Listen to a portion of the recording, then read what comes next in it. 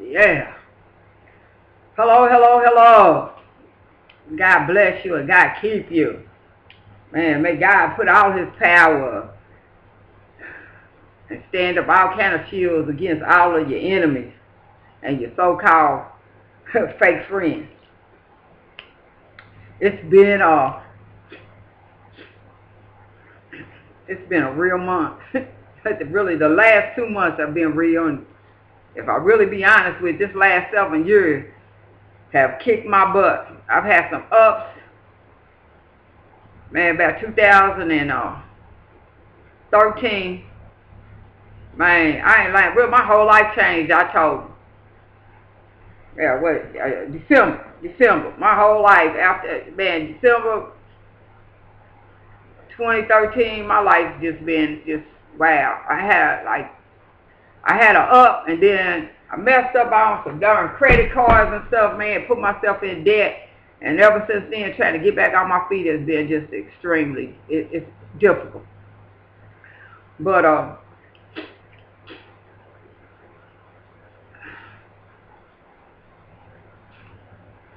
man, walking with God, I don't know, I'm just going to do some real talk and just tell, everything's not going to be an art. I'm just going to talk where I'm at for a minute. Because number one, as far as making these videos, I will not be making these anymore because I'm not giving AT&T no $60, no $9 late fee. I'm not going to come out of my pocket like that because I don't have a secure job. So now, I can't see it. Anyway, let me back up and start at number one, and then I'll take it from there.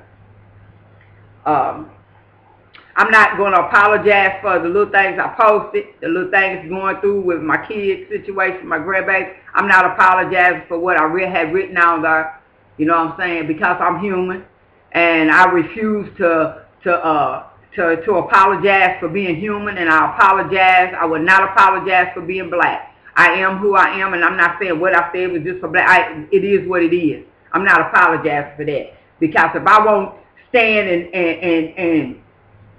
and fight for my family, then why should I tell you to do?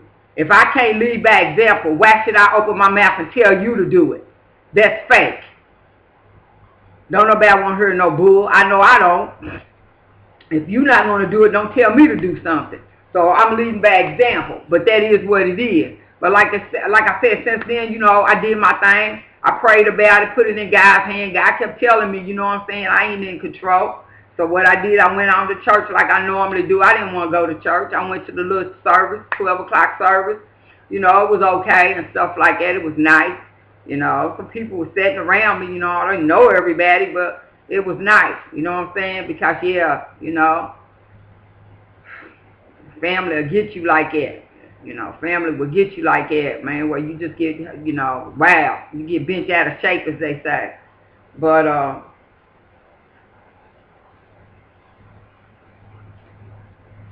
Lord Jesus, that's all I got to say about that, as far as Gun said. And,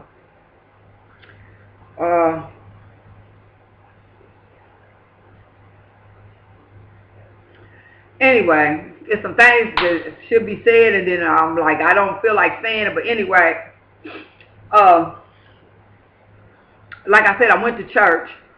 I did the 12 o'clock service Wednesday, and then I turned around and later on that night, I was trying to figure out what church, I forgot about stopping at St. Stephen's because I got to ride, and then I ride so far, you know what I'm saying? So I ended up getting in town, and I thought about a kingdom fellowship because Pastor Tim was down at Bates one day, and he was talking about coming visit his church. Anybody want to come, he's around the corner. Especially, Pastor Bruce is out of town, but he always sends in somebody else to preach for him. But anyway, I went down to, I went to Fellowship Church. I'm sorry, I get the name mixed up. I think it's 324 Broadway. I don't know if it's east or west, but it's set right there where, Wave 3, the radio station, near Floyd Street, I believe, right there. Oh, it's beautiful. You would never know that was a church. I don't recall if I've been in that building before. No, I hadn't. But it's beautiful. You know, they have it as a church, and it's got a nice little balcony area, a little odd balcony. I love that, the structure. Oh, that's gorgeous. You know, it's a white lace, reminds you of a fence, like a cast-on fence, but it's up in the air, and it goes around in a square. I like that, where you're not focused behind. You know, people are not sitting behind you. They're sitting to the side so they can focus on the speaker and the event. And I was going to leave because I thought, when I got there and it started, people was talking, and, you know, they was all revved up and everything, and I was like, oh my God, I just stepped into like a church event, you know, a private church thing. And but no, it wasn't. It wasn't private. It was open. What they were doing is they were celebrating the different ministries that they have. Tim Finley, Brother Tim Finley's church. I didn't see the pastor there, but I can't say with that church, even though the pastor wasn't there, they are very friendly people. I used to attend the church out there when they were located on Papa Level, but that was that was a long ride. But I enjoyed it. Always so friendly. The people greet you, and for the pastor not to be there. Not saying a pastor has to always be there for people to be friendly. I'm just saying, very hospitable. I mean, really made me feel welcome. I mean, everybody turns around, talks to you. People come and sit by you. And the same way they were at the other church at Papa Level, they are the same way there. Very friendly, open. You know, they have a lot of children there. It's nice, but they was introducing their ministries. They're going to have a drive-by prayer. Like I said, I'm like, you know, I'm not a member of the church, you know what I'm saying? But, like I said, I shout out to people that's trying to do good and help the community. And if I see good, I talk about it.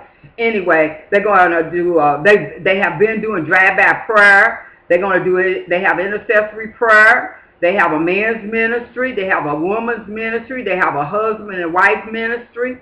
Something for the husbands, where the men get together and talk about marriage and how to get marriage to work, and the women do the same. And they also talk about children's ministry. They have, oh my God, they have a dance ministry. Oh my God, they was kicking butt. Said they the first church group that did something with Smoketown, and they danced, I think, for some government function or something.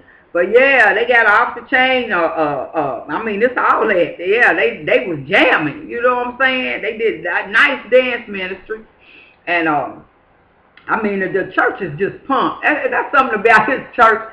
When it was at Papa Level, to be honest with you, I mean, they hype. If you want to go to a church that's hype, that's like, I'm talking about impact. I'm just talking about, whoa, just live, up. Now, personally, myself, to be honest, now, y'all know me, I'm like old school. I like, you know, I'm a little bit, I can't give up, you know what I'm saying? The spiritual QCs, you know, from Shirley Caesar, like old school church. I like old school music, a little slow, just like I like the blues, you know, but I like my Kirk Franklin.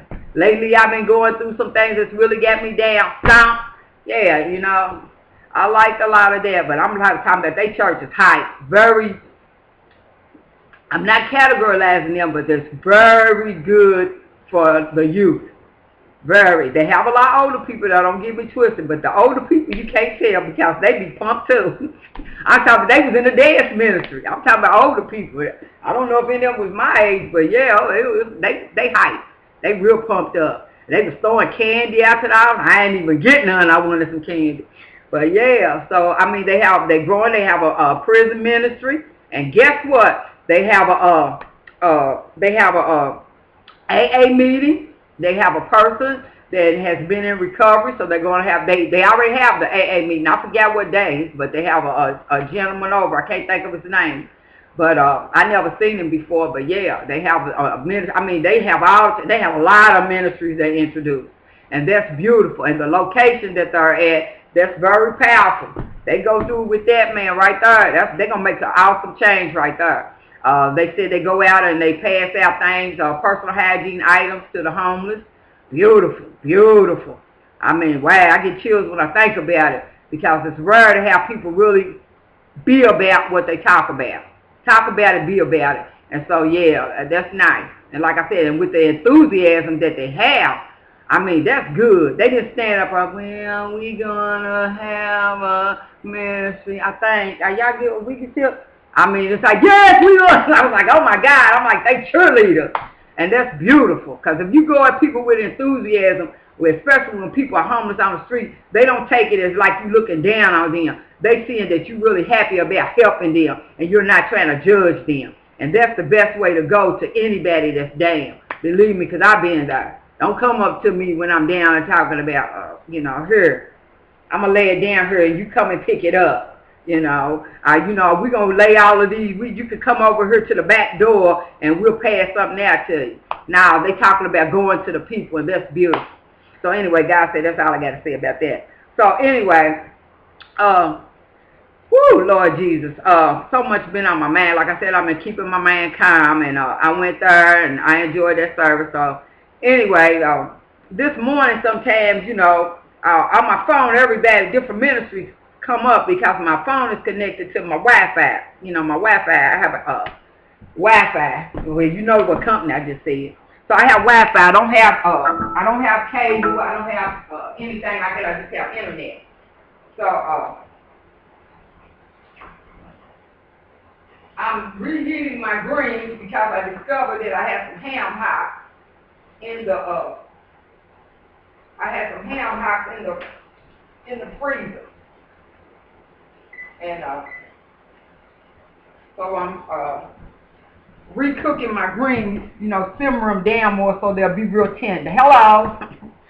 And so anyway, God's telling me to start talking. So anyway, sit down, I'll catch too fast. Anyway, what happened was,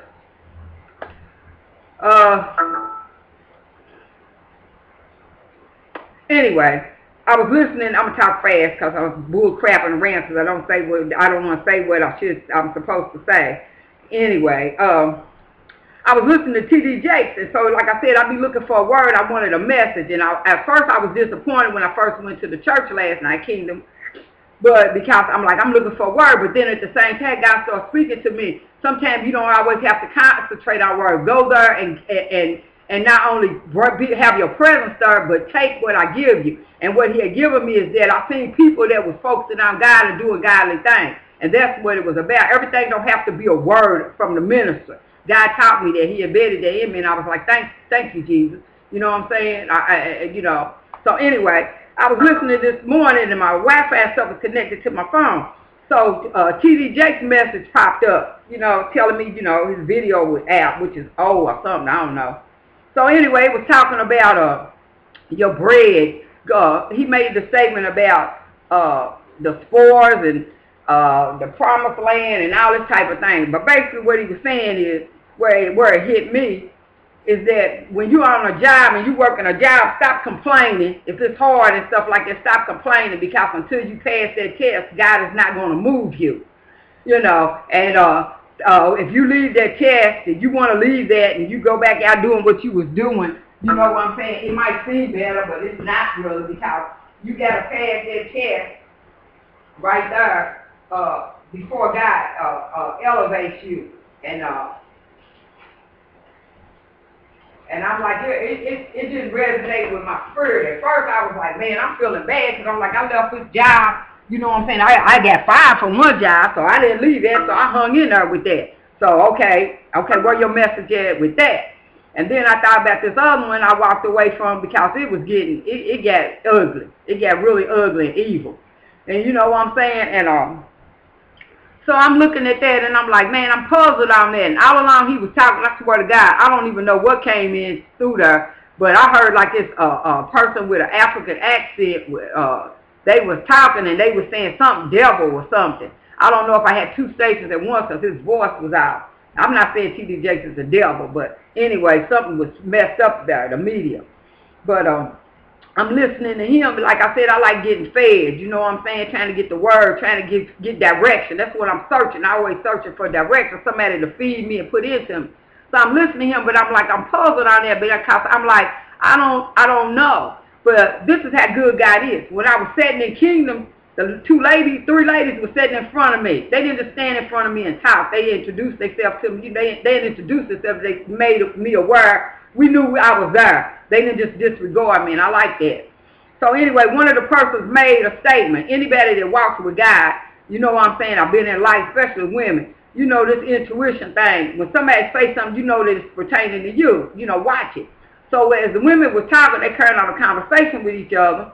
One of the women said something about, they were saying something, woo-woo, whatever. But I heard her say, now, God might have told you that, but God didn't say that to me. Now, you heard God. Now, I didn't hear him. And later on, like I said, as I was listening to T.D. Jakes, I started thinking that God didn't tell me to stay on that job, that second job I had, where the different people, different cultures and whatever, when we was conflict, it was conflict. You know what I'm saying? Not on my part, on their part, because they thought somebody trying to steal their job. Now, God told me, he said, well, I didn't really have to tell you what God told me, but what T.D. Jakes was saying is irrelevant to me. It wasn't directed to me. And therefore, again, which I stopped talking, listening to him not long ago, you know what I'm saying, is, you know, you got to be careful what he's saying, where you get fed, you know what I'm saying. Anyway, what he was talking about, staying on a job until your task is over. Now, it wasn't pertaining to me right there, you know what I'm saying, as far as until they get rid of you, you know, something like that, you know, and you're in God's will, yeah. But in my situation, God had told me it was time to leave that, you know what I'm saying, because he let me know, when you somewhere, when you on a job, and that job starts affecting you, and the Lord brought it back to me. He said, my mother told me, birds of a feather flock together. If you doing evil, I'm going to begin to do evil.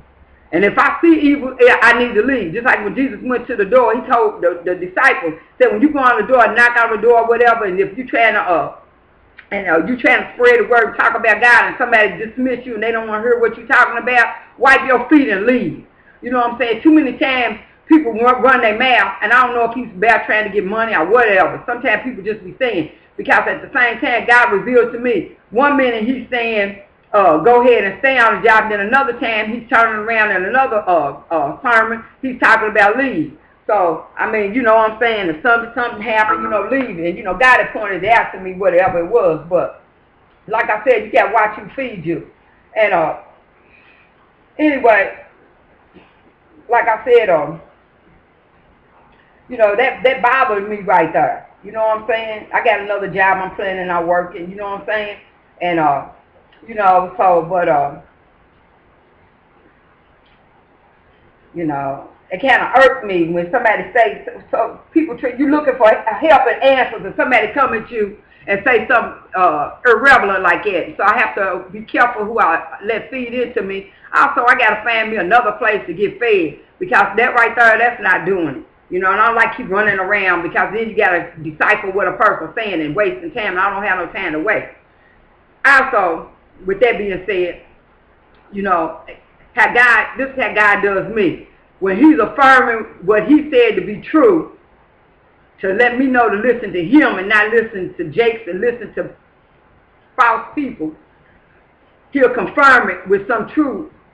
And this morning when I turned on, I listened to MSN, and I'm quite sure anybody following the news, there was a black guy, and he went on a shooting spree, and he shot some people on his job. I'm not saying I'm going to shoot nobody on my job. I think it's, you know, that's wrong. But at the same time, what I'm saying is this. And I've got to be careful of the words I'm saying, because, you know, I prayed about this, but you have to be careful who you get direction from.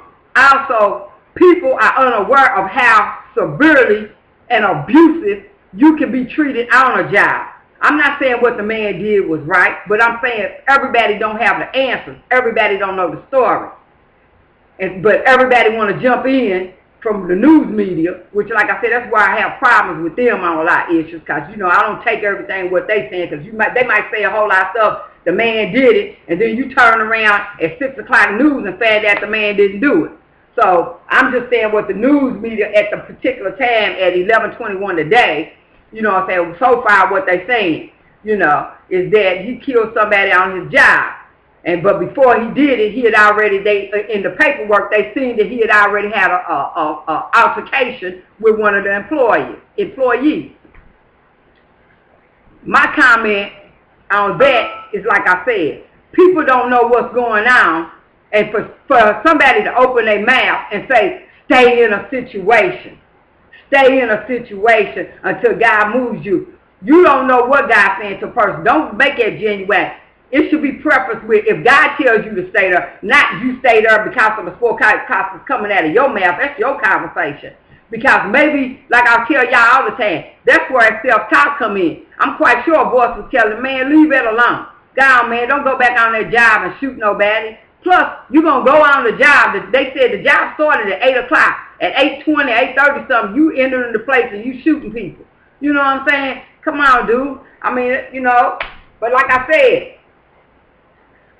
I'm not passing judgment on nobody, and I'm not saying it's okay to shoot people, but I am saying people get stressed out, and it's only so much a person can bear.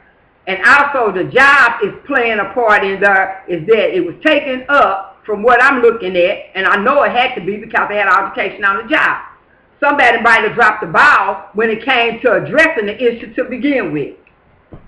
I'm not going to go deeper than that, but believe that. While they talking about we sorry, yeah, maybe some, you know, yeah, you know, from what the paper saying, he worked in one company, then he was transferred to another one. But the media want to throw up that he had so many felonies, over 20-something felonies. He had arms charges, he had this charge, he had that charge. And oh, now, since he's a black man to me, and he got all these charges, therefore, we need to make the law sharp. But at the same time, go back in the MSN and look out on other pages. There's a white man that killed everybody, killed a whole lot of people in the house, took the little boy's body. They went in and looked and didn't even find the little boy's body. Later on, found out it was stuffed somewhere, so it was hidden. So where you going to have the body in a trailer that the police didn't see when they first came and got the other people out? Hello, let's look at that.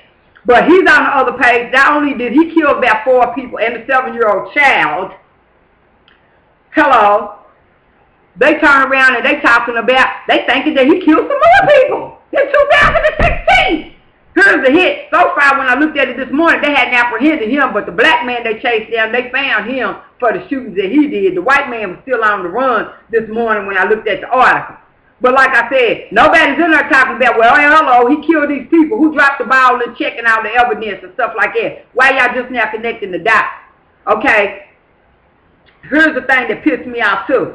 Every time when it's a black man doing something, y'all want to hurry up and talk about, the media, whoever, whatever, want to hurry up and talk about, oh, let's make the law stricter. That's how you came about with the 3-strike law. And when I hesitate in here, it's because I be wanting to cuss and I got to stop myself from cussing. But all of this crime, and I'm not making it also a white-black issue, but it is what it is. They put it in the paper like that. Here it is, when a black man do something wrong, if I was guilty, let's figure out how to give him more time. When a white man do something, okay, maybe he had some mental problem, maybe he was raised wrong, maybe this or that. I'm not just making y'all know it's reality. I just looked at some stuff on YouTube where it was an ex-police, and he's talking some stuff out of Exodus and all that. He's confirming it, the fact that blacks in the law system and whites are treated different. So I'm not bringing something to the table trying to start something. Y'all already know what it is. Real talk. The point I'm making is, while everybody's talking about people getting on their knees and just the police shooting and all of this type of thing, here's right here where everybody needs to stand up and address this issue. No, now, it ain't about just giving him because he had 40-something felonies and he got out of it. 9 out of 10 times he got out of it because he had a good lawyer or whatever. Let's be real about it. Know the court system, know the court system. Okay, so that's irrelevant about making, because he did something, you want to punish everybody else. That's the point I'm making. You got bad police, so y'all want to punish every police for it and failing to realize that there's black police and black sheriffs on the force too. And bullets don't have no eyes when you up there shooting at people. That's what I'm saying. Ooh, reversal hatred.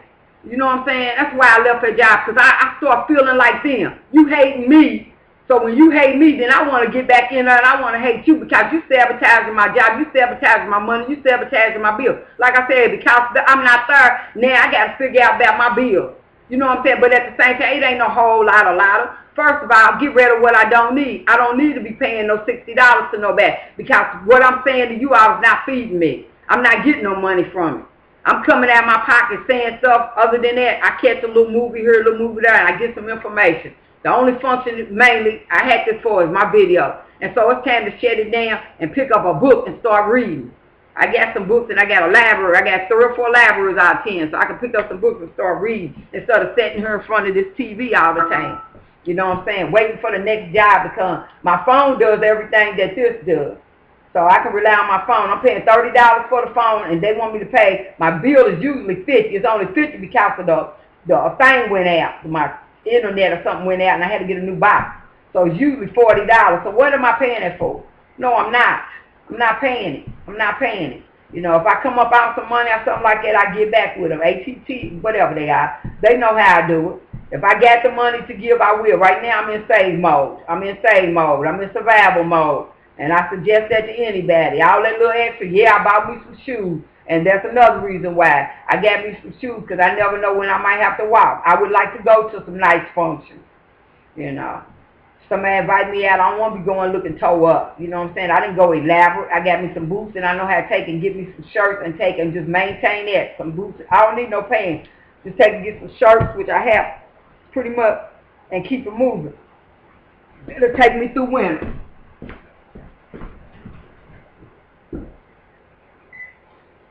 Oh, and my grains are through. And like I said, though, I mean, those are the issues we should address. Changing the laws about, you know, I know I was talking about that spending, but like I said, that's cut and dry. Like I said, I'm not doing it. Like I said, getting back on the subject of people having a whole lot of felonies and all that, and wanting to increase their sentencing and their jail time and all that. No, that's irrelevant. You know, everything should be served on a case-by-case basis. Don't go and harm everybody and punish everybody, especially who's the main person in jail. When you say that, you might as well just open your damn mouth and say, see what I'm saying? Like I said, it's hard for me not to cuss, because like I said, this made me angry when I looked at the order. But like I said, you might as well just open your mouth and say, okay, all y'all black men, from now, black women, female, whatever, from now, you're going to take and we're going to give you more time when we see that you already have 43 felonies. Evidently, you didn't learn. But like I said, another thing that always irked me, when Jeffrey Dahmer was killing, raping, and eating people, they didn't kill him. They gave that person time in jail. What they give him, a life sentence or whatever, somebody ended up killing him in the penitentiary. But other than that, you ate people. You ate people, and because you ate people, that's supposed to be a mental illness or whatever, but you put him in jail. How many counts was that? All those counts he had. But I don't hear nobody saying, oh yeah, by the way, if you caught eating people, if you rape and kill and eat people, we're going to take and give you, make the law strict on that. I don't hear nobody saying that. If you're going to make laws for everybody, regardless of their color. That's the whole point I'm making. Those are the issues that I feel we should be fighting about. Let's hit it right there at the knee so we can cut it out. Let's address those issues. About a person getting time. People sitting in penitentiary for 40 and 50 years for taking a candy bar or some potato chips. Because they robbed a bank. Make sure those citizens, a black person rob a bank, you're going to might get 50, 60 years for robbing a bank, especially if you have a gun. What they say, every bullet is, 10 years or whatever. Then a white person might do the same thing, and they get 2 or 3 years. Or they might get, what's the check? Somebody just killed somebody or something. They letting them out on house arrest and stuff like that. If you're going to pass a law, let it be justice for everybody. It's supposed to be justice for all, not justice for some, not justice for white, not justice for black, justice for all. And like I said, yeah, I'm speaking black and white because I'm black. You know, I can't speak for no other person. All I know is black. And like I said, I'm at a point in my life, I just don't understand why the black man has always had to suffer and to scrounge. And then I was listening, you know, I asked the question to St. Stephen's Church on that little line where they come on Facebook. And I asked, I don't know, I didn't check back to see what the answer was. But it was on one of them Reverend Cosby points to ponder thing. And I asked that question, you know, why is it that the black man, which means black man, black woman, why is it that, you know, they went and got us for a slave? Why didn't they go after the Mexicans, Puerto Ricans, whatever? Why didn't they go after the Jews? Why didn't they do that? Yeah, I know they suffer, but why not them? Why did they go particularly to the black and the black stay slaves for long? I don't understand that. And I asked that question, and I would like that addressed. You know, why was that? You know what I'm saying? And then why is it now in America in 2017 we gotta argue about a flag? We arguing about police brutality and all these things like that. Why? It's 2017. Why? Nobody sees us as a human. You know what brings the man to? This always plays in my head every now and then when I'm going through some stuff is Amistad. When your boy was in there, oh my God, that man was fine. Excuse me for a minute, but yeah. When I can't think of his name, but the actor, when they went over, which is based on a true story, and he got up in court and he learned to speak and he said, give us justice. Y'all remember that? That was cold piece. I just started crying. He figured out how to speak English, and he told them, give us justice, give us freedom. You know what I'm saying? Shackling people and all the things that we've been through, unbearable things. And I'm like, yeah, you want to keep saying that was in the past, but how can we leave it in the past when every time when we stand up for ourselves and speak out on the truth, you want to come back and try to bully us and try to slave hit us. I mean, that's the only word I can call it. Shut up, you're not saying nothing. I'm going to give you more time. What you talking about is nothing. Same thing I'm talking about when T.D. Jakes is talking about that stay on the job thing. When do you say enough is enough? Why is it, and who is it to say that a black man can't have enough? I'm trying to figure that out. That I can't, my mind can't get around. Why I gotta take the low road? I don't understand. I wasn't raised to take the low road. You know what I'm saying? I've been through too much, so I never knew how to take the low road. Even when my mother, which I was around, my mother never told me to take the low road. She said the bigger they are, the harder they fall. So I wasn't in a household like that. Also, I was raised in a household where my mother always told me anything a man could do, she could do. I could do. That's how she brought it to me. So I never was taught less than. Like I said and stated before, with my brother, I always was made to work on my own car. So I've never been in a weak status. I've never been raised in any where every time when I try to play the little girly thing and take the, ooh, I can't fix this for myself. Ooh, can you pull the chair out for me? Ooh, I dropped my napkin. Can you pick it up for me? Oh my God, you know what I'm saying? I don't know how to fix this. I've never been, every time when I try to do that, now I just had to nobody even try to help me. They took too long, so by that time I done picked up the chair and set in it myself. The dude opened the door for me. I take that one, sometimes. He take too long, I might be done open the door myself. But other than that, I've never been raised to sit in a weak mode. And so I don't know. Like I said, I just say what it is. Also, like I was thinking, this is the thing I didn't want to say, but how many of the Muslim stores are in, they got UPS has a map, and it's a business map. And if you want to put business ads in, I'm going to say expensive zip code areas, they have a map and it tells you where the money is and where the money is not. I'm going to break it down so you keep it simple. There's an area located where property is real expensive and where property is less expensive. What I'm saying to you is this, and this is something, as Reverend Cosby says, a point to ponder. Point to ponder. How many of your USA Nails and your little meat stores where you go get your meat and stuff like that, and your liquor store, how many of those are on that map in the expensive stores? St. Matthew's area, on our pastor. How many of these stores like that are there? I'll wait. Things like that, I just sat back and, like I said, once living next door to this person over here, living next door to racism and my eyes have been open, it's just so much I see, you know what I'm saying, and I can't shut my eyes. I'm just sitting stunned often, and those are the things I look at. It's like Pastor Williams, you know what I'm saying, they had a petition where they was fighting for the liquor store, to close the liquor store up there. You know what I'm saying? And because they building it up there. in the area where it is bad. Man, I seen a dude one time come out and slang at this chick. Man, he took she's got mental illness. You know, she stayed drunk.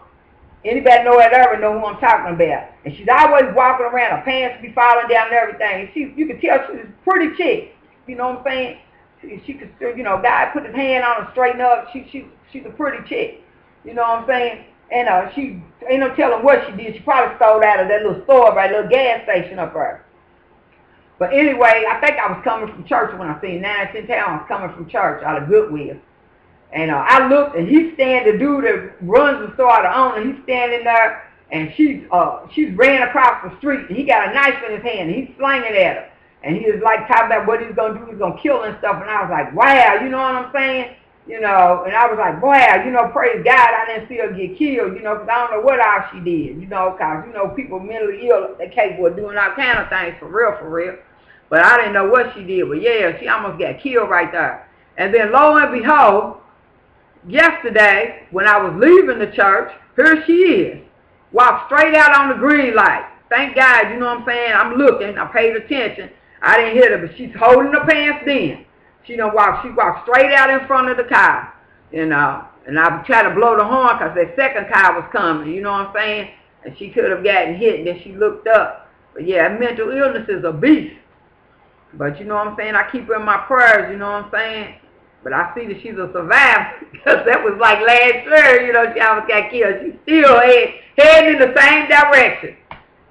same direction. So, you know, I don't know. She's still around. So evidently she ain't hurt nobody that much. You know what I'm saying? She's still hanging around. She's still hanging around the same place.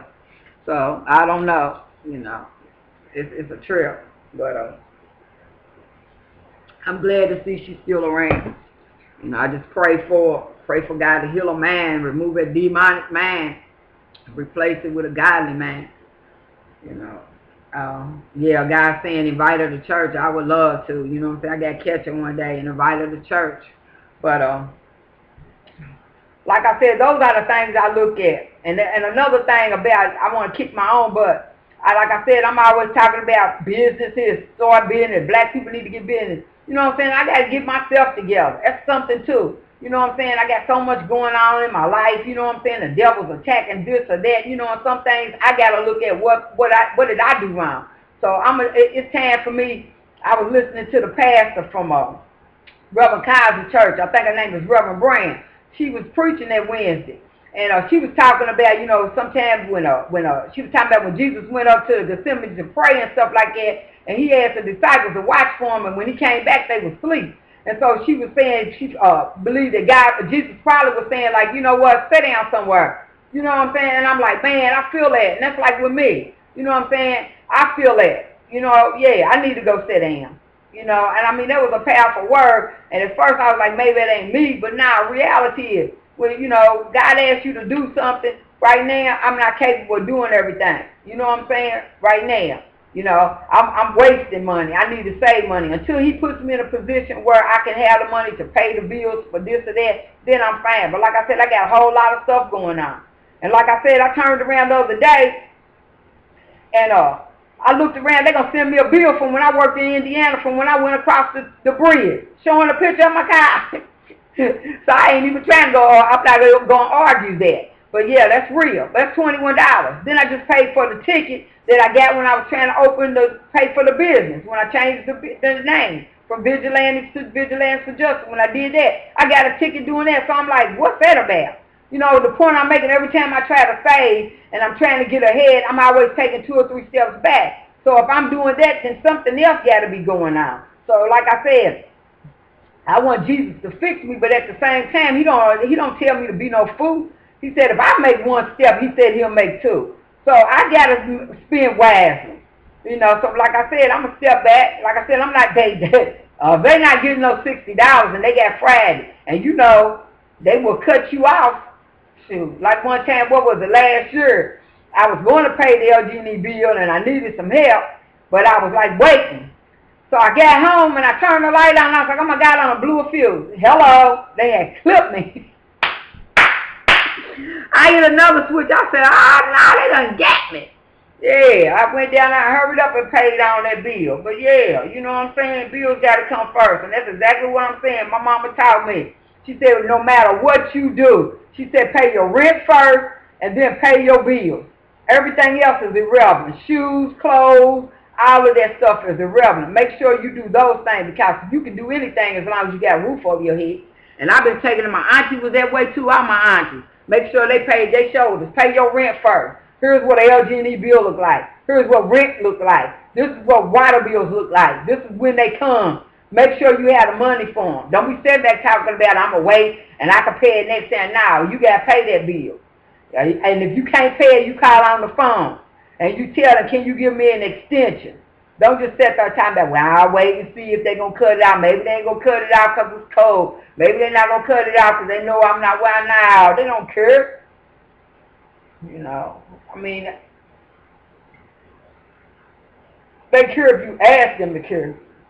Like I said, with LG&E, you can call them, and they got a winterize program. They got a bills thing. You can pay your bills. They got little boxes to put on. So if you ask for help, you can receive it.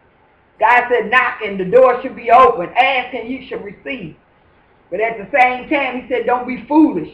A fool and his money soon depart.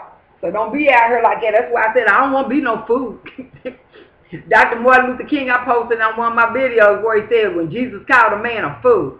And I'm like, nah, I don't want to be no fool. And like I said, why should I keep putting in? At first, when I had my website, I was letting the website I was trying to get the website to pay the bill.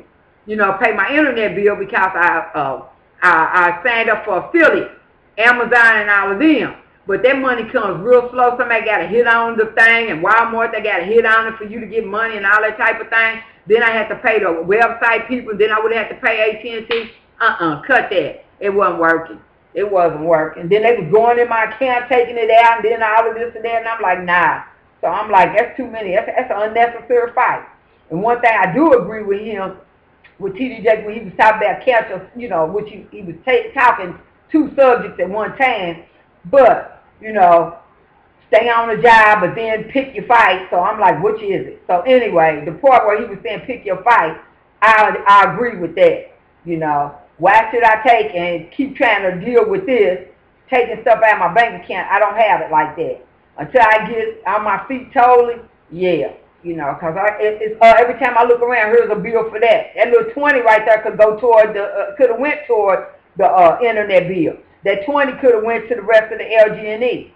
That little 20 right there could go to the console. All these things need to be taken care of. But a lot of people want to sit back on their butt and talk about, I'm going to go get this, I'm going to go get my hair done, I'm going to go get my nails done. I'm going to go out to the club, I'm going to do this, you know what I'm saying? I'm not going to think. But you know what I'm saying?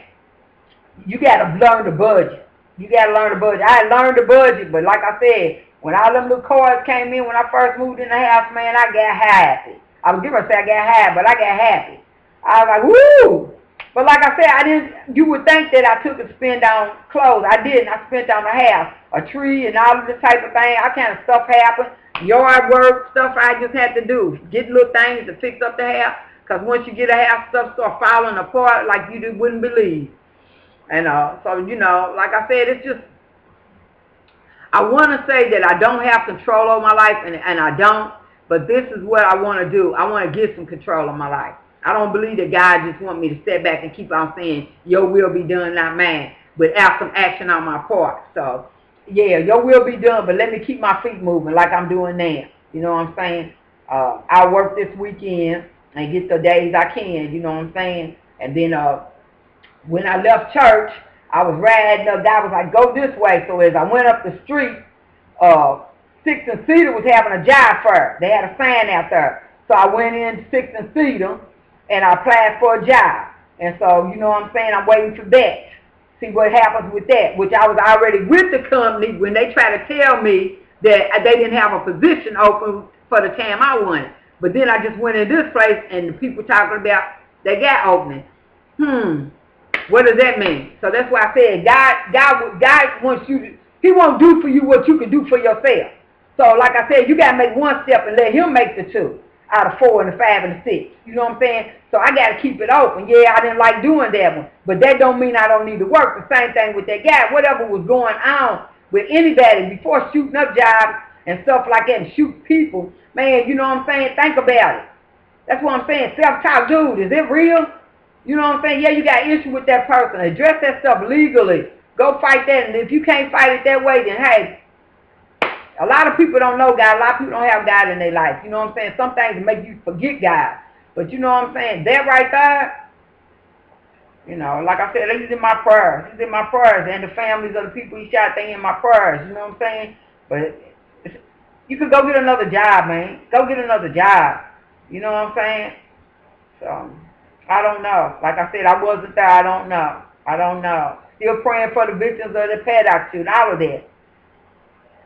But Mama said there will be days like this. You know, that verse just came in my head. God, Mama said it, God said it. You know what I'm saying? It's going to be a whole lot of more stuff popping out. Not just yeah. You know, there's a lot going on. Anyway, like I said, they had a job fair. I don't know if they're having it again today. Spectrum was there. A whole lot of companies was there. You know what I'm saying?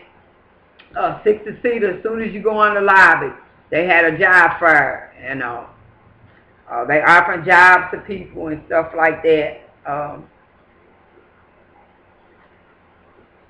Yeah, but like I said, I gotta get out here now, and I was for dangle.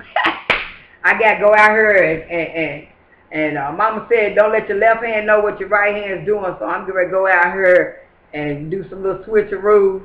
You know, yeah, they're gonna be waiting for me to pay them, and nah, like I said, I got some books on the shelf, cause the library sells books. The Louisville Public Library, all of the branches that I know of, downtown, Shabley, 10th Street, all of them have books for sale. Yeah, I think 10th Street does too, but they have books for sale, and they have nice books, and they're usually $1. $1 or $2, I think is the most. Yeah, to support the library, you know, but to support your reading, you know, so I purchased some books, you know, and I have a book out. I have a Frederick Douglass book. I think I have read some of that. I didn't finish. One of these books, a life-changing book. I purchased that before, and but then I purchased another book I want to read. Kind of thick. I forgot. I don't even know what it's about because I didn't get a chance to read it because I had other books. I didn't get to complete anything. I would love to sit down one day and read the Invisible Man by your boy, the black author. I can't think of his name right now, but I would like to read that. You know. It was another book I had. I didn't get to read, but I would like to read those. You know, I watched Grapes of Wrath because I picked up the book a couple times when I was younger, and I was like, whoa, I can't go outside and play. You know, I can't go outside and play with this one. So, no, I didn't read that, but I did watch the movie. I loved it. I loved the Grapes of Wrath. Powerful story. You know, real good story. But, well, I'm trying to get everything I need to say out right now, and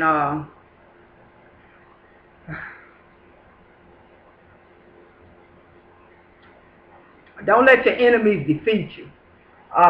I was going through some of my Facebook mail because I was eliminating a lot of people off of it, unfriending a lot of people. And I have 2 pages. I have my personal page, and then I have a page that I used to use for my mother. And so I went on my page, then I went on the other page too, and I was unfriending a lot of people. And one of them I had to translate. And I don't know, it said something about friend and something about death. I don't know. I don't know if they, you know what I'm saying? I don't know what that was about. But I ain't even worrying about that. You know what I'm saying? The truth don't need no defense. You know. It don't need no defense at all.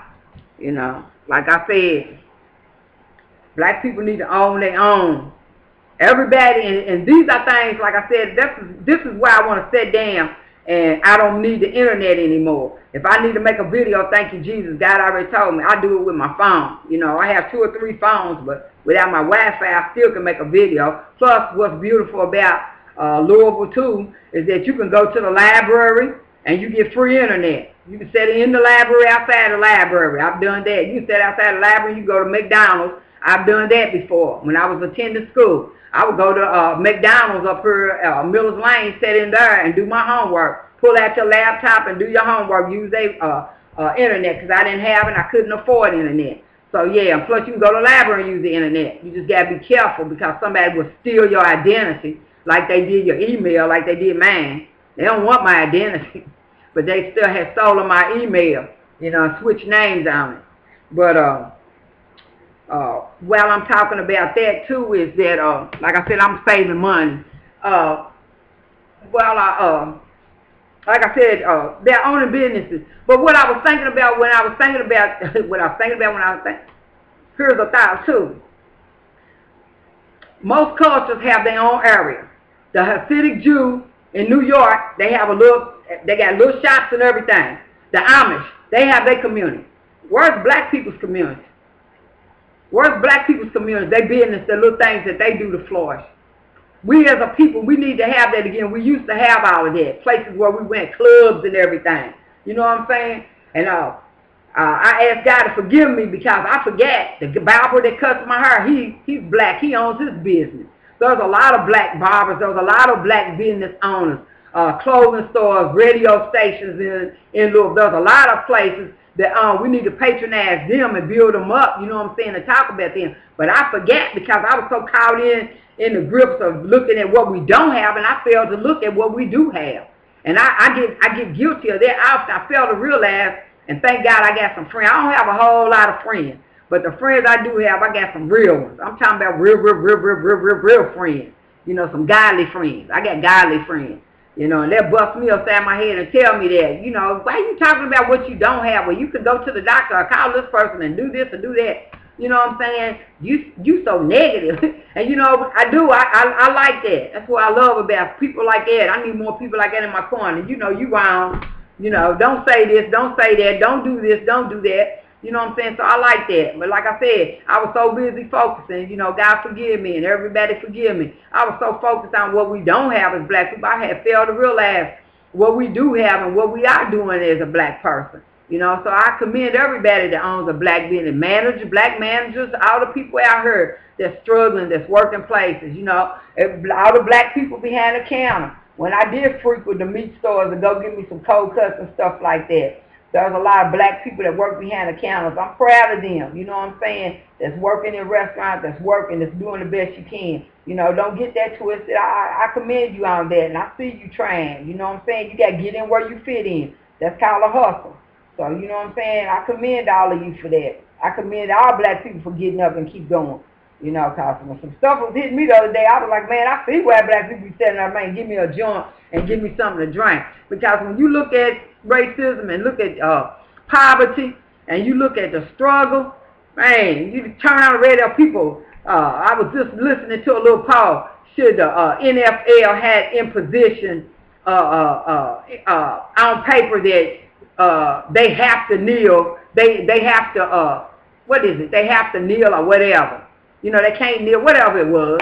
Something about what they should do and shouldn't do. And I'm like, nah, you going to make somebody, you shouldn't be able to make nobody do nothing. Because a lot of Muslims and stuff like that. I'm around a lot of people that don't believe in God and they don't pray. They different faiths. So a lot of times when you praying or something like that, they don't pray with you. They'll bow their head or whatever, but they don't pray because they don't believe.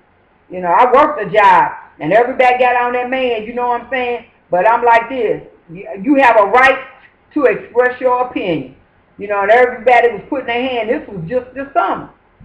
It's before all this started, to show you know what I'm saying, hey, I was at the baseball game, and everybody, which I do it too, say, can you see it? Everybody put their hand on their chest, you got to stop.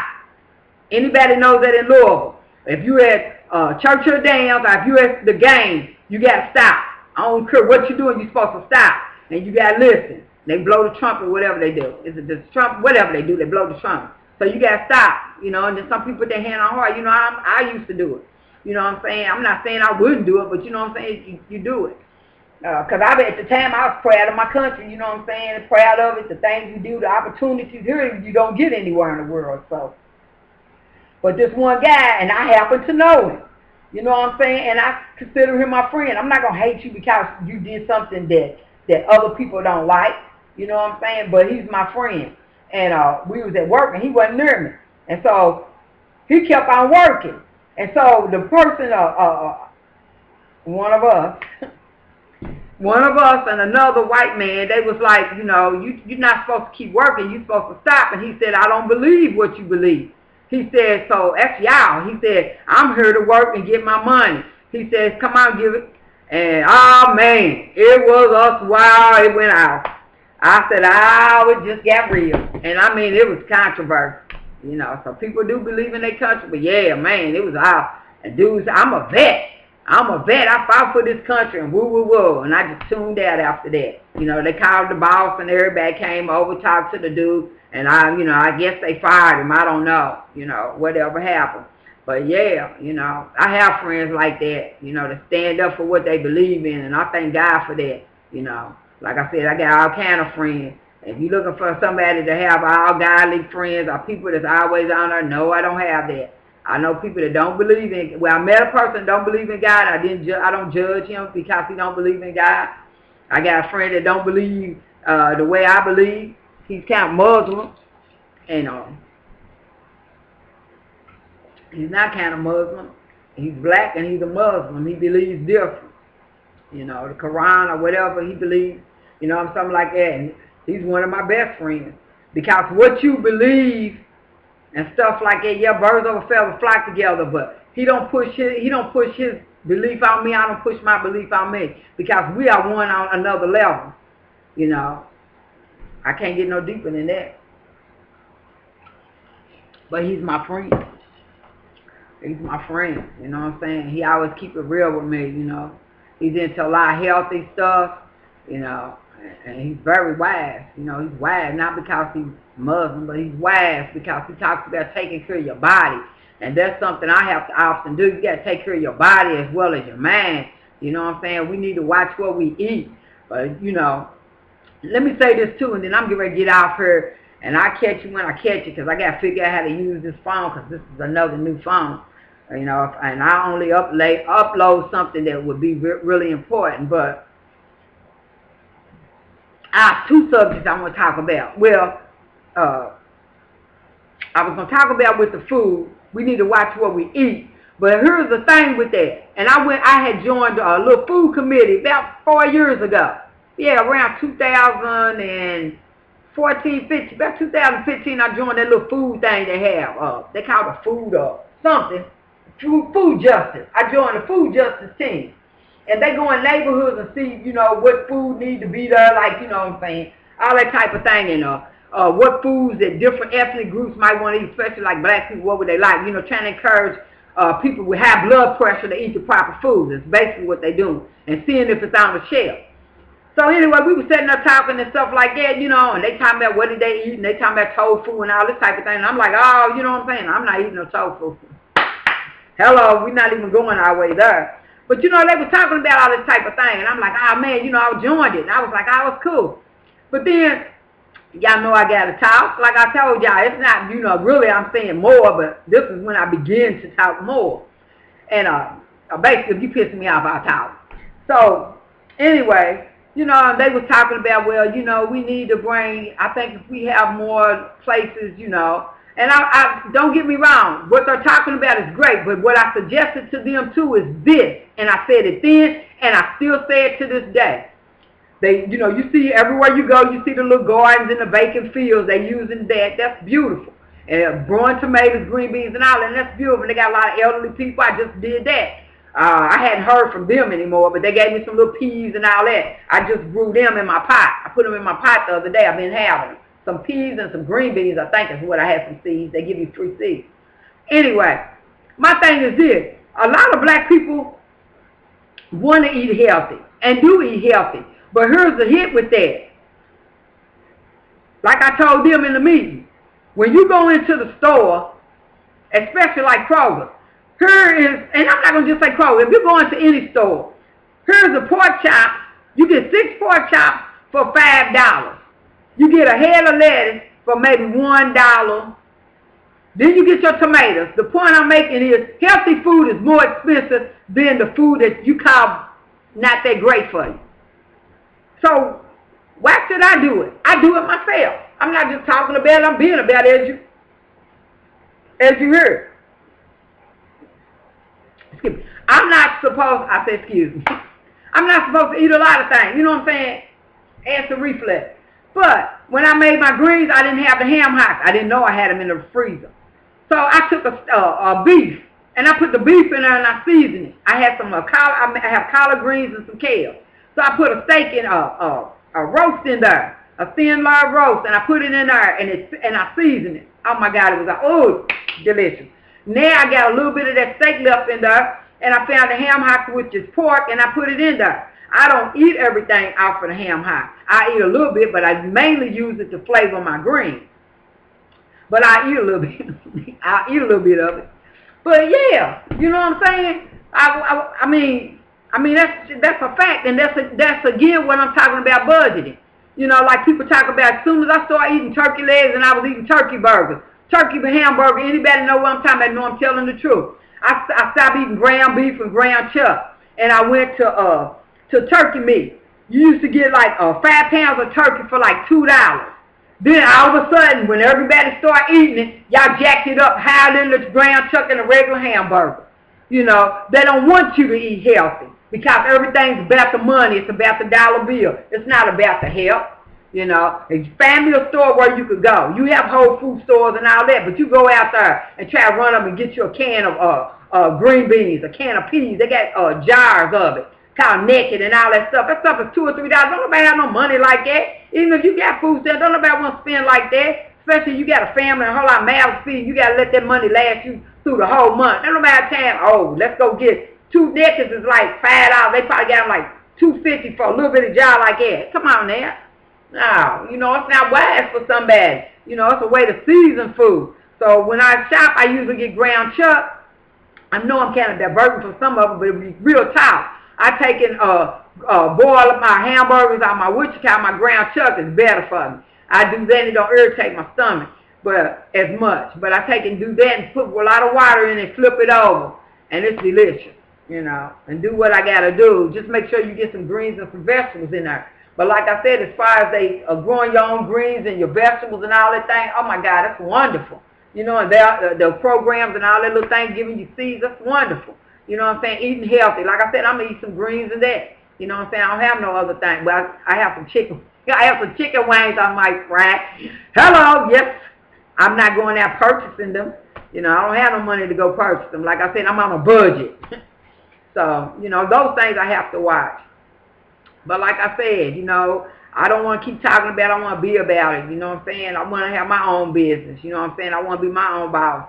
You know what I'm saying? I have a business that just ain't flourishing right now. So like I said, I got to step back. I got to do what I got to do. But in the meantime, I can't step back and keep pondering like how I'm going to bring the business up when I got to pay bills. So, like I said, God bless you and God keep you. And I thank you for all the little waves. A couple of people got on Facebook and waved. I'm backing off Facebook for a minute. You know what I'm saying? I only kept that Facebook page. You know, I keep it.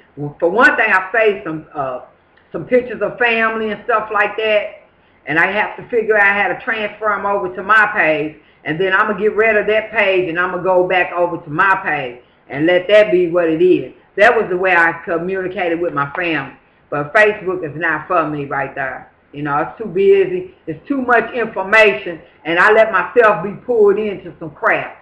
And so, like I said, I'm going to go back on my page because I'm real just in my page. My page is going to be more for justice. More people on there talking about how to help black people, how to help poor people. You know what I'm saying? I'm not saying that everybody black is poor. Like I said, I see white people poor, you know what I'm saying? But to address all those issues, like the LIHEAP program is coming up. I had ran into people before, I met people before that didn't know that that program existed. I just was talking with somebody else not long ago, and I forget what we was discussing, but they didn't know they had a program to help you. So a lot of people don't know about help. And that, like, again, I take for granted that everybody knows about this and everybody knows about that because I know it.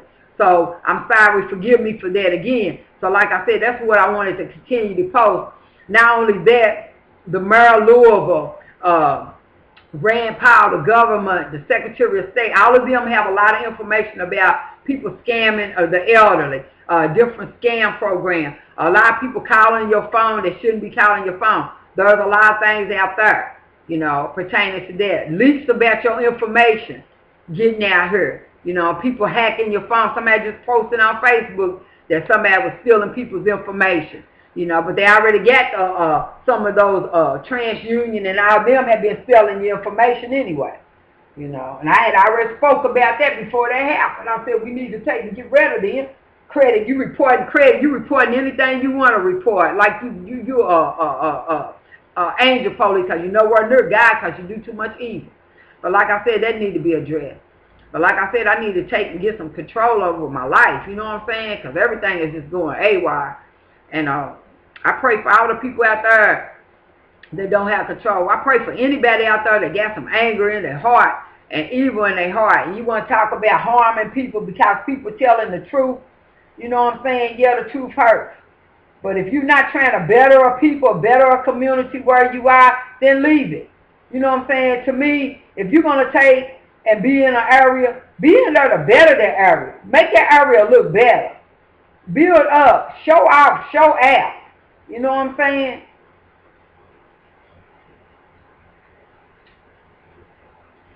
I know we better than this. You know, and on that subject, this too. Like I said, a lot of people, this is what I was going to talk about. Thank you, Jesus. When I was telling you earlier about when I worked the job and they put the little monkey on the door and all that stuff, you know what I'm saying, called themselves pertaining to me because they was angry. And, which I didn't do anything to them. Yeah, anyway. Before the big boss came down and addressed the issue and fixed it, and I don't know if I ever finished telling you that story because I was talking about something else, but let me finish that story. It was this Mexican chick, and I don't know what happened because their culture is different than ours. What I did was, I did the laundry, and they cleaned the rooms, and they would bring their kids to work. I didn't say nothing about that. That's none of my business. Hey, do what you gotta do. They bring their kids to work. So it was hot, so I brought the kids some ice cream. I don't know. That's the only thing I could think that really triggered anything. Because they said they didn't speak English anyway, so she never spoke English anyway. She never said nothing to me anyway. The kids would speak, but she never did. And the kids speak English because they go to regular school. So I bought the kids some ice cream because it was hot. Man, after that, I don't know. She just started looking silly, doing stuff. I'm a cuss. And then I looked around on the door and first, you know, anyway, I don't want to refresh my memory on it because it pissed me off. But anyway, so they have cameras where I work. So they knew who did it. So I told them, I said, I think that was addressed to me. I said, run the cameras back. I know you get cameras. They keep cameras. So they kept trying to play it off. I said, when you run the camera back, you'll see who did it. They try to say that one of the people, oh, Lord Jesus. Anyway, let me stop because that's starting to piss me off. Anyway, they tried to say one of the residents did it. Wasn't no resident did. I said, well, run it back and let me see it. They didn't want me to see it. Next thing I know, they called a big boss that owns the hotel. Came in with a translator. I didn't get to tell you that. They came in with a translator and took them to her. When they finished talking to her and doing what they had to do to her, whatever, she started speaking to me. But back then, you know what I'm saying, yeah, I was driving a car that didn't have no reverse, and I was going all the way out of my area to go to work, you know. So, yeah, now, yeah, you sorry. Yeah, you are. I ain't got no smile for you, boo-boo. At that time, you know what I'm saying? Last year. Nah, you done do, you know, the little stuff you did, and then you gonna give me them looks. Oh, boo-boo, you want to do long? Oh, man, now, like I have flashbacks. Woo, boo-side. But like I said, the issue got addressed, and the big boss came there, you know what I'm saying? And that company was good. You know, the big bosses and all them, they was cool with me. They was going to fix my car and everything. You know, not because of that incident. They was going to fix my car because they said I was a good worker, and they love my work, you know. So, yeah, you know, yeah. In some areas, I got that down, but yeah. They said, how much is it to fix your car? Yeah, they talk English real well. Yeah, money. I'm talking about real people. Yeah, and they was like, what does it cost to fix your car?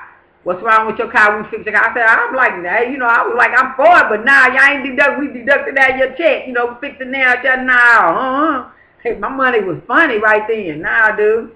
That's what I'm saying, man. That's why I said, nah, man. My money been funny too. I was tired of laughing. So now I gotta get something else. I gotta get something going. You know what I'm saying? I gotta get a flow, a permanent flow going. To be honest, though, right now, like I said, I got to stay off the negative. God's been showing up and showing me things, and me taking a little control back, you know, taking more control in my life and in my future. It's been good because my money's been flowing a little better. It's been flowing much better. You know what I'm saying? So that's good, you know. And like I said, everything starts falling back on me. I went down and I paid some on my LG&E. It's not due for next month. The payment's due next month, but so I don't get behind, I made sure I paid half of that. So what I do is when I get the money, I got that. Once I cover that, don't get it twisted, then I might do a little splurge on myself. But other than that, make sure I take care of everything. You know, take care of my bills and stuff first. So, like I said, now the car insurance and all that stuff got to be out there. And I'm not saying all this to you. I'm saying real talk because I'm not the only person that got pay bills. I know a lot of people out there got to do it. And a lot of people like, well, you know, I'm getting ready to go rob somebody. I'm getting ready to go mess somebody up. I'm getting ready to beat the stuff in that somebody because I might. Now, you don't even have to go there. Go get you another job. Pray about it. You know, there's other ways. And I'm not going to, you know, like I said, they got plasma. Yeah, I'll just be, yeah. I know this video is going long, but I got time to upload. And then I'm getting ready to get out here and do my hustle thing. But, yeah. Yeah, I'm not fixing my math. Well, yeah, I'm talking about hustle. Get with my kids and tell my kids, you always have a hustle. Don't never say you ain't got none. Like I said, I don't know what goes on with this house. I do whatever I can to save whatever I can with this house. But, honey, nah, I'm not going to kill myself over nothing. I'm not going to worry about that. I'm not worrying about anybody doing anything to me. Because you can't do no more to me than I'll allow you to do. Like my mama said, whatever. You know, like I said, if you need money, like I said, plasma, I'm diverting from the thing. God gets on me all the time because he be wanting me to say things I hate it. But anyway, the point I was making with the job is that she did those things to me, but it was funny because it was like some people was from Indonesia. I'm black. One lady was full-blooded, well, I guess she was Indian. Me and her never had a grievance. And it was another chick, I think she was, I don't know what she was, Dominican, I don't know what she was, but the Mexicans respected her. I don't know what that was about. For her, she was nice. And they treated her highly, but she was nice. She was cool. You know what I'm saying? She came in there, they didn't mess with her stuff, her car, and nothing. She came in there, did her work, she was gone. You know what I'm saying? She's different. But the Indian lady, and I just started noticing that black people and Indians, we get along. I don't know what that is. I have to read some more, but somewhere in there with her, she was soft-spoken, and she didn't really speak English. But, yeah, she stayed to herself, and they didn't get along. They picked with her, too. But, yeah, she wore her little turquoise bracelet, beautiful jet black hair, you know, and brownish skin. But yeah, you know, we get along with them, you know what I'm saying? But I thought about that. They have it, you know, what made me think about this, and here's something, real talk. When you're looking at a job application, which most of them are racist, don't make me get deep into that, you know, but they ask you your ethnic and all this type of thing. But on some of the applications, because somewhere out of the blue, some company just popped up. I filled out the application. They said I didn't complete my application. This was a March application. They just now coming to me about an application. So anyway, y'all know me. I feel that sucker out. It's talking about working in a place where, you know what I'm saying, you know, liquor and stuff served, but I really don't care. You know what I'm saying? Because I done been through so much, you know, bring it. You know what I'm saying? Bring it. You know what I'm saying? That's like Reverend Brown was saying, you know what I'm saying, to the point where you tell the devil, whatever, you know. You done hit me so many times, and people talking out crazy to me, and I already did a whole lot of stuff, so whatever. Anyway, I filled out the application. On some of the applications, when you fill them out, they ask you, have you been on a reservation or this or that? Indians, some Indian people, they have certain statuses.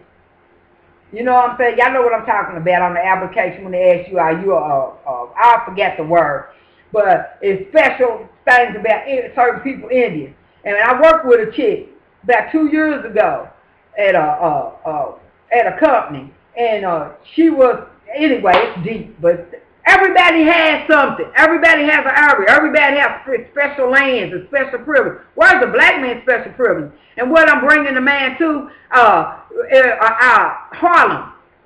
Harlem was all black. You had a lot of black people, black business and everything. Harlem was, I mean, off the chain. You know what I'm saying? I heard about it, and I look at movies and stuff about it. I mean, they was jitterbugging and dancing. I mean, clubs, and everybody's hair was laid. We as black people, you can't nobody outdress us. Nobody can outdress a black person. Y'all know it back in the day. You remember Easter would come? Oh, my God. Man, you might as well roll out the red carpet. Man, we dressed better than the stars back in the day. Remember you used to change outfits 2 or 3 times? You had one for the day, early Easter, and then you had one for late Easter, and for church.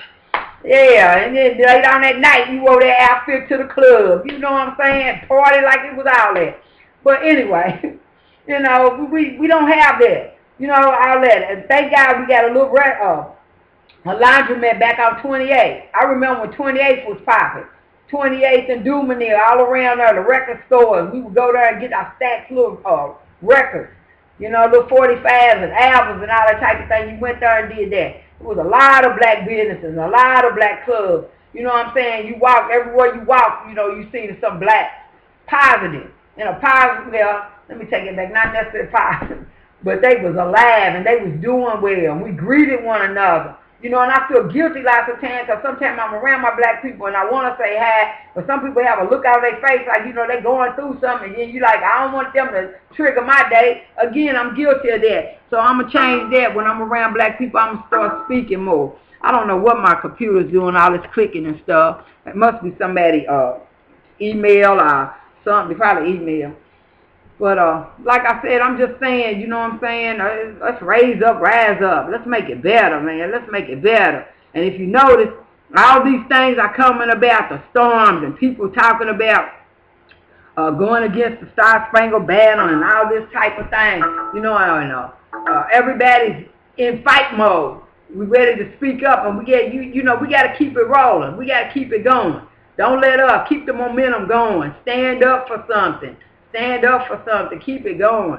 Don't drop the ball. You know what I'm saying? Don't drop the ball. Because that's what I often have. We'll say something, somebody do something, then it's over. Let's just keep it going. Because this time's right here, you know what I'm saying? It's a lot of ugly out here. All these storms and all these things.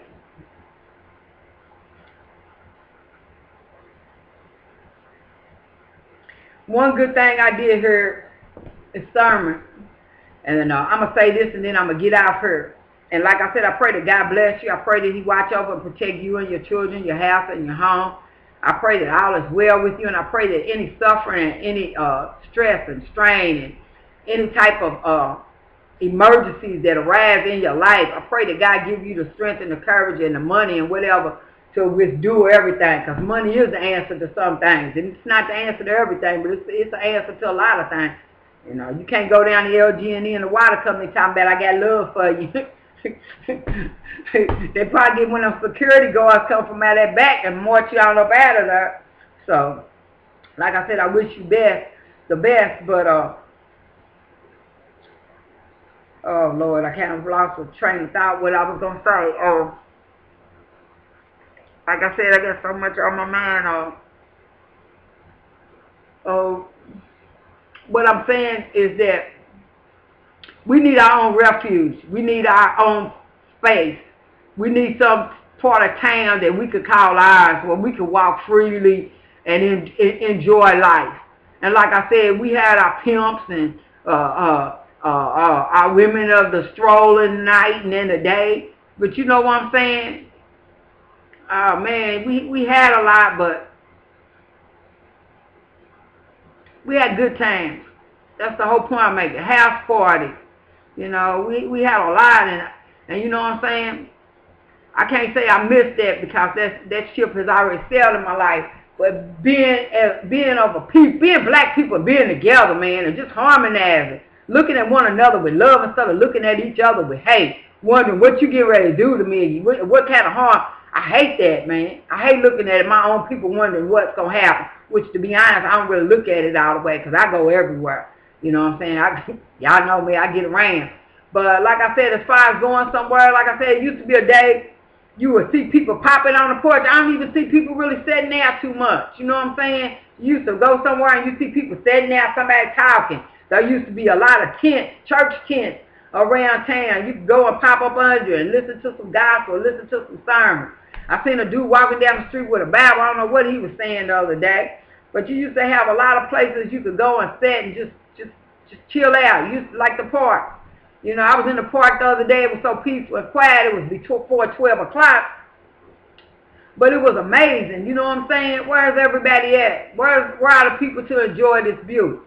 You know, on the other side, you have some older people sitting over, you know, talking. But other than that, I would like to see young people when they don't have anything to do. I mean, just be real and stop the violence. Just kick it sometimes. Look up at the trees.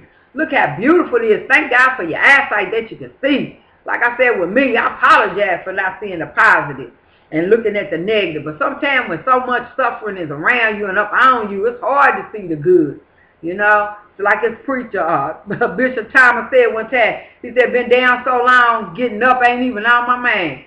So, you know, a lot of times, you know what I'm saying, you got to get around somebody that want to boost you. And like I said, I won't be out here for a minute, but I pray that what I can't encourage you, I pray that you go to a church, go somewhere and get some encouragement. Get some positive feedback, get some positive thoughts. I was just on YouTube too, and I can't think of the dude's name. Some dude is rapping. You know, like I said, I got a little cousin, Messiah King, he's rapping. He's still following his dream. There's another guy I seen on there. He's rapping. He's following his dream. You know what I'm saying? It's not about how many hits you get, how many people listen. It's that you're doing what's in your heart. And if you never, ever get to the status that you want to be in, just always look back and remember, at least you kept going. Keep dreaming. Keep having a vision. Keep hope alive. You know what I'm saying? Keep it alive, man. Just keep doing something that encourages your spirit. Keep something positive. Don't act out and do no violence on people, especially your own people. Man, we really need to stop that, because those are the questions, like I said, that always go in my mind. Why we keep hurting each other? Why we keep stabbing each other in the back? Why is it when one of us is trying to get ahead, somebody's like the crab mentality? Somebody wants to pull us back down because they not going up. Why not sit back and help push me up, so when I do get up, I can reach back in the crab bucket and I can pull you up too. And when I'm pulling you up, you let somebody else, the other crabs, hook onto your leg. All of us are coming up out of the bucket. And then we all can get together. We can sit at the table. We can eat with one another. We can have business with one another. We all making money. Not just me, but we all making money. We all got our hand in the cookie jar. And we all pulling out wives. Why can't we be like that? Why we got to be against each other? I don't understand that. Like I said, God help me before I leave this earth. I pray. You know what I'm saying? I pray that we get together. I pray that we get together and we have our own, so people can take and look around and say, yeah, down in that area, that zip code area. Yeah, it used to be a bad zip code area, but right now, yeah, that's the #1 area right there. Business is flourishing. 99% black-owned businesses is in that area. When people come to Louisville, rather than running the Churchill down, white, black, purple, green, whatever color down, they run it down in that area. The area that used to be the poor zip code area. They run it down there. They getting their drink on. You know what I'm saying? They getting their party on. Down there, they listening to some real blues. They listening to real jazz bands. You know, I remember the day you had that. You had real bands come out and sing. Legends got a lot of groups, but you had live performers. You had a lot of talent. People that wasn't well known could go out. Remember, we had Tasha Scott and all of them. You know what I'm saying? I remember when I was young, one of my first summer jobs over here at the rec, over here off of River Park. The girl was in there, a little girl, when she first got started. Little Tasha Scott, I think that's her name, Tasha, I know Scott. Yeah, the little bitty one from Louisville, Kentucky. I remember when she was rehearsing. Man, y'all just made me bring up a memory. Man, y'all brought up a big old memory. I forgot about that right there. It just came back. I remember she was a little bitty girl. I was like 17, 18 then. And she was in the, yeah, I was 18, 19, because I had already had my daughter. So I was 19 or 20. Well, my first summer job, then probably my second or third, because I told you I was working. And she would be in the gym, and she was rehearsing. And look where she went. You know, man, like I said, God's good. My paths have crossed so many people, you know what I'm saying? I thank God for that. Like I said, when you start thanking God and thanking Him for His grace and for His mercy, wow, what can you do? Like I said, I go out sometimes, you know what I'm saying, and I stray, you know, and I get off the path. But like I said, you know, right now I'm back on the path. And this 12/27, I'm getting ready to go out here and get my hustle on. And like I said, I ain't going to hurt nobody. I'm not going to harm nobody. And like I said, I'm straight. I'm like Cat Williams said when he looked at now I don't have no joint to hit. But remember he said when they cut the lights out, he said, oh man, they don't cut the lights out. And then he hit that joint and he said, alright. He said, I got some candles I've been waiting about. And so, man, like I said, I got some books. I don't have no joint, and I'm not hitting a joint I drink. But I give me some pop. I got me a big old pitcher of Kool-Aid, strawberry. Now, I got cherry and lemonade. Cherry and lemonade Kool-Aid. I got a big old jug of it. And I got me some soda. And, yeah, I got my big old pan of greens with some ham hocks in it, smoked ham hocks in it. Yeah. And I go in here, curl up with the books. I've been needing to catch up on the Bible because I always want to read it, but a lot of times I need an NIV Bible. You know, I need an NIV Bible so I can take and read it with understanding. But I love the King James Version, but I don't understand it, you know, and I don't like trying to keep going back and forth. So I need to catch up on my Bible reading, you know, catch up on some Nehemiah and some Joshua. And all these type of people, you know what I'm saying?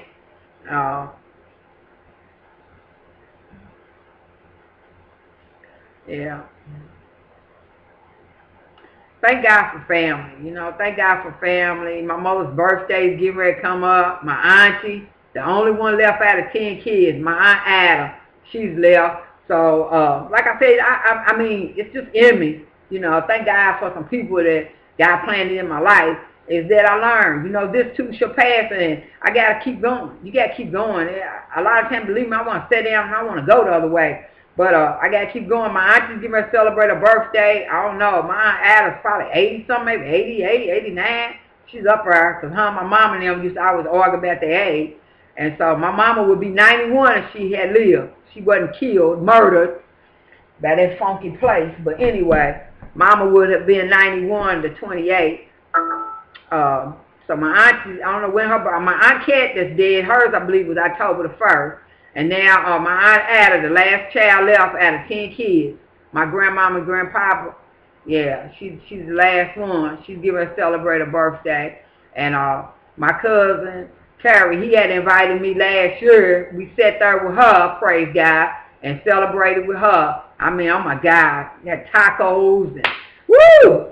Steak tacos and everything for her birthday. I mean, my cousin lady there, he works at a restaurant. Y'all know I love to eat.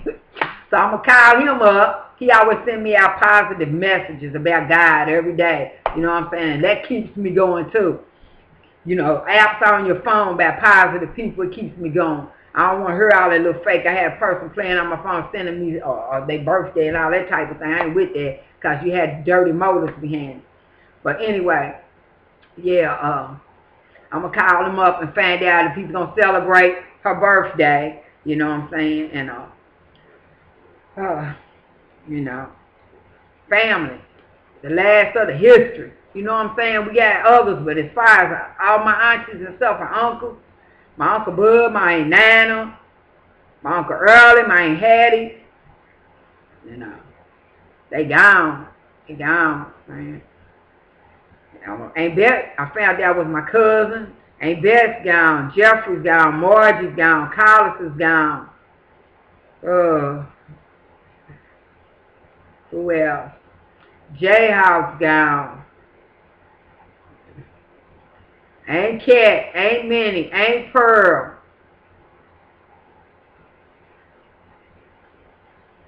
My Aunt Mamie, Richard, they all gone. Miss Helen, Miss Ann, my little rock. I always told me, don't let nobody, food stamp officer, anybody, don't let nobody talk to you. If it wasn't for you, they wouldn't have a job. Go Miss Ann Thomas Burnett. Oh, man, yeah. Man, she gone. I'm talking about powerful people, you know, powerful women. You know what I'm saying?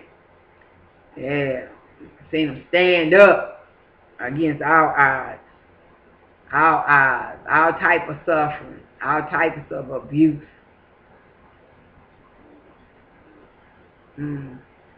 Thank God, most of the people in my family went natural. My uncles, I think my Uncle William was murdered. I know my Aunt Pearl was murdered. But other than that, they went natural. God bless you and God keep you. And may God's mercy and grace shine on you. And don't kill nobody. Don't harm nobody. You know, you lose a job, go get another one. Pray and ask God, should you stay on a job. Don't let nobody tell you stay in a situation that's not bad. You know, there are some people around me tell you, you know what I'm saying, sometimes you got to stop and think about a situation. You know, is this for me? Is this God? You know, like I said, is this God? Because to me, it's not always peace, but at the same time, it's going to be something there. It's not going to keep making you angry. Anything that start making you angry, making you want to put your hands on somebody, then, and you can't get it resolved, then okay, pray and ask God, should I stay? Is this something you're going to fix, or is this something you want me to leave? You know, that's the way I feel about it. And I thank God for that lady at Kingdom Church last night. She don't know she helped me. I don't think she know, but she helped me. Because it was weird they stood by me when she said that. You know, yeah. You know, like I said, keep hope alive. Reverend Jesse Jackson, I don't know, just standing, I just keep hope alive. You know what I'm saying? We strong, man. We been around. I sent out an article because I'm hooked up with the Smithsonian thing. I've been getting their little emails. I'm getting ready to read some of them articles. I love it. And I like getting into, I love to read. So like I said, I want to get into that. And the point I'm making, I keep saying I'm leaving, but I'm getting off here for real. But Smithsonian or somebody, I posted it on my Facebook, I believe. I tweeted it. The 2004, 2014, something like that. They went in, they discovered, they found a skull or something, and they was looking at the skull, and they had thought that some other some tribes or something like that was 5,000 years or some years old. They thought it was a certain tribe, but when they looked closely at the skull, they looked closely at the skull. They examined the skull thoroughly. They did the DNA testing on it and all this type of thing. I'm talking about the white man, black man, whoever did it, they did the test on it. And what did they discover? They thought one person was the oldest person in history, the tribe or whatever that was oldest. But what did they discover when they did the DNA and did all the tests? They discovered that it was a black man. That's what they discovered. Black man, black woman that had been here. I already told y'all what I know. But you said the first should be last and the last should be first. Yeah. So glad suffering don't last always. You know what I'm saying? Like I said, we've been through too much. We're too strong of a people to not have our own area. 2 or 3 areas, but we need our own. Man, we need our own. We got to come up with that. Like I said, I'm going to sit back because the devil ain't going to keep taking my money. No, not over here. I know what you're trying to do because you know what I'm trying to do. But like you hitting at me, I'm going to hit you back. I'm saving my money. I'm not going to keep spending my money. Any that frivolous stuff, all of that, like I said, I'm going to step back and I can take my outfits and change them up with some boots. Y'all see these boots? Yeah. Can y'all see them? I take these boots and wear them back and forth with some outfits. No, I'm not going out here trying to get no whole lot of outfits and be pulled in. 1 or 2 outfits, take and rearrange them with some boots. Get you some different boots and rearrange them with that. And keep it moving. Get you a couple sweaters, whatever. Take you straight through the winter. Keep it moving. Take you to different functions. Keep it moving. That's what I'm about. But I'm going to save my money. The devil ain't taking no money. Nah, I ain't going out like that. Believe that. I'm not going to keep talking about it. I'm going to be about it. I'm going to have my own. But like I said, yeah. And I'm not going to act brand new. You know how people do. Yeah, I'm going to help y'all. I want y'all to help me. I'm going to pull y'all out of the bucket. You know what I'm saying? When I get out of the bucket, then, well, let the money fall out. They like, yeah, well, I was going to help them. But they don't even want to help themselves. All right, now, I'm gone. Yeah, nah, I'm not like that. You know what I'm saying? Pray to God. Lord Jesus. I'm not going to say keep me near the cross. But, yeah, remember that suffering. Keep it close. Remember that cross that you carry, Janice. Remember it. Remember it. Remember the cross that you carry. Man, remember your burdens. Remember your suffering. Ooh. And that's what I was saying. T.D. Jakes did preach about that one. He talked about, he said after Joseph got out or went to jail and all that, and they called him up out of the dungeon, he said after that, when he got rich, he didn't suffer no more. And that gave me a shout of hope right there. I was like, yeah, that's right. You know, his brothers came to him trying to ask him for some help. They needed him and didn't even recognize him. When they threw him in the pit, they lucky he wasn't vindictive. Because I would have said, no, I'm kidding, I'm kidding, I'm kidding. You want some rice? No, you're not getting no rice. No, I'm kidding. But yeah, you know what I'm saying? Said, I'll make your enemies, even if it's your family, I'll make your enemies your footstool. He wasn't playing, he did it too. They threw him in the well and then turned around and had to ask him for help to save their lives. Yeah. Evil. So, yeah. Did y'all notice that? Woo, God just spoke real quick. Did y'all see that? Joseph's brother threw him in a pit. The king brought him out, gave him basically the keys to the house and all that. He just made him rich. Why is it Joseph didn't go back to his brother? Woo! Oh man, I almost cussed. I just had a revelation. Oh, aha mama, brother Tim, aha mama. Why didn't Joseph go back to his brothers? He could have went back and got them. He could have went back to them and said, look what you did to me. He could have went back to them to see his daddy. Why didn't he go back? Why did he stay there? He never returned. Woo! Because he didn't want to deal with the past. He left the past where the past was and he moved on. He didn't go back. So therefore, again, God's confirming it again. Why should you stay where you're being mistreated? Why should you go back to where somebody's dogging you out? Woo! With that, I'll see you. God bless you and keep you. That's how God talks to me. That's what I'm telling you. He will confirm what he says to you. He will confirm what he's telling you. Don't be listening to every preacher and everybody telling and trying to feed in your spirit. Get you somebody, and when they say something to you, you better go check it out with God. Don't let anybody just talk to you, because I told you that. Yeah, why didn't Joseph go back? Joseph didn't go back because that was the past. You did that dirt to me, I'm not going back. You was evil. You was evil to me and threw me in there. Yeah, I miss my daddy. Yeah, I miss some of my people. But I'm not going back. Wow, man, that was aha. Ooh, I'm going to ponder that all day. Let me get out of here and get my grand out. Woo! Oh, man, God's so good. He's so awesome. Y'all see how it is. I be down sometimes, but he picks me up because he makes me remember how good he has been to me. You know, and he speaks things to me, and he lets me know, you know, I don't even have to worry about it. He got me. But like I said, as far as spending on this right here, it's unnecessary. You know, when I can take that little money, put it in my pocket, and you know what I'm saying? Kirk Carr is coming to St. Stephen's. I think it's the 22nd. I don't know what time. I don't know if I'll be working or whatever, but Kirk Carr is coming. Yeah, I would love to hear Kirk Carr. God blocked it. Woo! All of that. That man's powerful. He got some beautiful sounds. I mean, some powerful sounds. I would love to go hear him. I don't know if it's a fee or what. I don't know if you got paid or what. I don't know if it's free or if you got paid. But yeah, Kirk Carr's coming to St. Stephen's this month. Somebody check it out. Yeah, check it out. You know, but like I said, the movie Thurgood Marshall's out. Like I said, you don't want to spend $10. Excuse me. You don't want to spend $10, whatever. Some guy was telling me about the matinee. You can go that for so much. But check out the movie. It's very powerful. It's very powerful. Check it out. Again, God bless you and keep you. And may his light and love always shine on you.